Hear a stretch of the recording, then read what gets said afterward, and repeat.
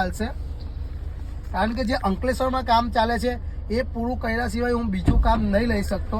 કારણ કે હમણાં જે પણ ઇન્કમ હું કમાઈ રહ્યો છું, જે મહેનત કરી રહ્યો છું, એ ઇન્કમ હમણાં જે ઘર બનાવું છું બહુ ટપ્પન કન્ડિશનમાં બનાવું છું. અને ઘણા બધા સમાજના જે આપણા લોકો છે એ મને સાથ સપોર્ટ કરી રહ્યા છે. જે પણ હું એડવર્ટાઇઝ કરું છું એ ભેગું કરી અને જે પણ મને સોશિયલ મીડિયામાં ઇન્કમ થાય છે, પછી પાર્ટ ટાઈમ હું મારા મામાનો કોન્ટ્રાક્ટ છે એમાં પણ કામ કરું છું. અને જે પણ પૈસાનું સેવિંગ કરું છું એનાથી આ ઘરનું કામ કરું છું.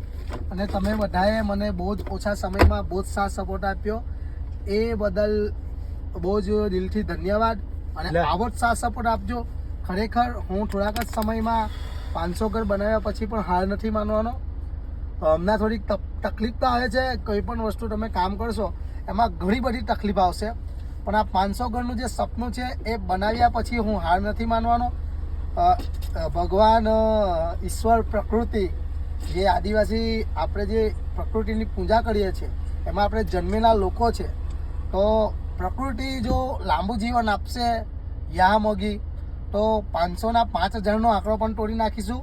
અને આદિવાસી સમાજનો ઇતિહાસ બનાવીશું કે આદિવાસી સમાજની અંદર ઘણા બધા એવા પણ લોકો છે જે સમાજ માટે કામ કરીને બિરસા મુંડાના વિચારો પર ચાલવાવાળા લોકો છે, આપણે તાંત્યા મામાના વિચારો પર ચાલવાવાળા લોકો છે.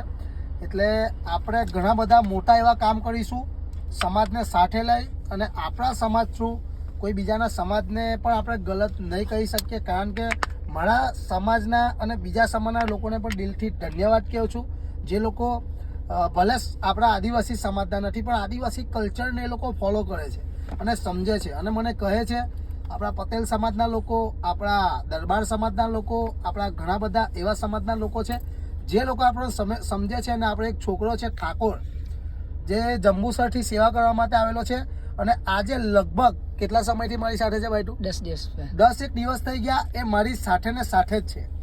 અને એ સેવામાં આવે છે, ત્યાં વિડીયો બનાવે છે, ત્યાં મહેનત કરે છે. અને મારી સાથે હું મારા ઘરે ને રાખું છું. તો હમણે પણ એવો એક હાદસો છે જે ઠાકોર અને આદિવાસી વચ્ચે છે. તો બેસ્ટ દાખલો છે ભાઈ કે જો આ છોકરો ઠાકોર છે પણ સેવા છે, સમાજના લોકોને જરૂર છે એટલે આવીને ઉભો રહેલો છે. હું પણ કંઈક નાનો મોટો પ્રોબ્લેમ થાય છે તો ત્યાં જાઉં છું અને એને સાથ સપોર્ટ કરું છું. આપણે બધાએ સાથે રહેવાનું છે પણ સાથે સાથે દરેકના સમાજને આગળ લઈ જવાનો છે. હું મારા સમાજ માટે કામ કરું છું અને એ એના સમાજ માટે કામ કરે છે. એટલે ગરીબ લોકો છે દરેકના સમાજમાં છે, પણ આદિવાસી સમાજના હક અધિકાર માટે લડું છું.